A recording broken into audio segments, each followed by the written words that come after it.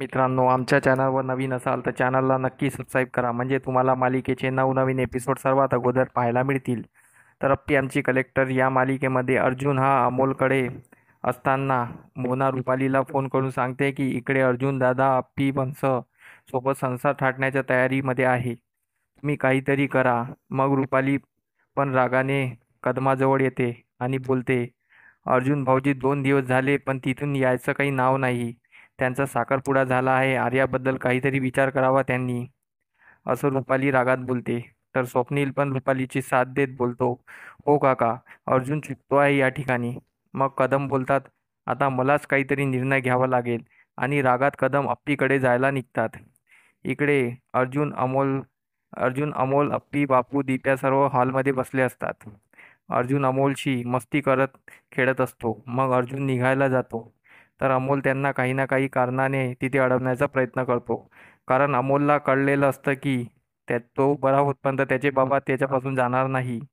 मग अमोल अप्पीला बोलतो, मा, तू सर्वांसाठी फिरणी बनव ना. मग अप्पी सर्वांसाठी फिरणी बनवायसाठी किचनमध्ये जाते.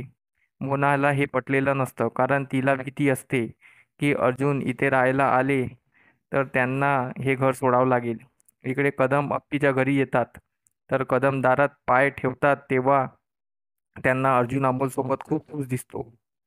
मागील 7 वर्ष एवढा खुश कधीच कदमाने अर्जुनला बघितलं नसतं, म्हणून कदमांच्या मनाला पाझर फुटतो.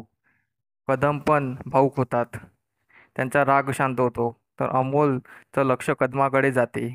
अमोल धावत येतो आणि कदमांना नमस्कार करतो, त्यांच्या पाया लागतो. हे पाहून कदमांना खूप भरून येतं की एवढासा लहान मुलगा, याला किती समजतं. एवढे पासून आमच्यापासून लांब असून सुद्धा आम्हाला खूप दिवसापासून ओळखत असं वागतो. तर हे पाहून त्यांना अप्पीची कीव येते. अप्पीने किती चांगलं अमोलला घडवलं आहे हे वाटतं. मग कदम आत येतात. अमोल त्यांच्यासोबत खेळतो, घोडा खेळतो. मग सर्व फिरणी खातात. त्यानंतर कदम अर्जुनला बोलतात, तू जा पोलीस स्टेशनला, मी थांबतो अमोलजवळ दिवसभर. मग सायंकाळी तू ये, आपण अमोलला घेऊन फिरायला घेऊन जाऊ. मग अर्जुन निघतो. इकडे रुपाली चिडली असते. मामाजी गेले पण आतापर्यंत आले नाही. अर्जुन भाऊजी आणि मामाजी दोघे तिकडेच झाले. आता काय करावं? रुपालीला काही सुचत नसते. ती स्वप्नीलला काही पण बोलते. अहो, यांचं कसं हे, आता काय करावं? आ आर्याच्या आईला काय उत्तर द्यायचं आपण? आर्याचं आणि भाऊजीचं लग्न झालं तर अमोल इकडे येईल, म्हणजे अमोल माझ्याजवळ राहील, अशी रुपाली भावण्याच्या भारात स्वप्नीलला बोलून जाते. तर स्वप्नीलला कळतं की रुपालीचे काही तंत्र बरोबर नाही आहे. रुपाली अमोलसाठी सर्व करत आहे. मग स्वप्नील तिला बोलतो, तू अमोलसाठी म्हणून आर्याचं आणि अर्जुनचं लग्न लावायला गेली आहे का? म्हणून गडबड करत आहे का? हे ऐकून रुपाली एकदम शांत होते. रुपालीला वाटते की यांना कळत आहे. तर स्वप्नील रागाने निघून जातो आणि इकडे आजचा भाग संपतो. धन्यवाद. मला आमचा व्हिडिओ कसा वाटला हे आम्हाला कमेंट करून नक्की सांगा. धन्यवाद.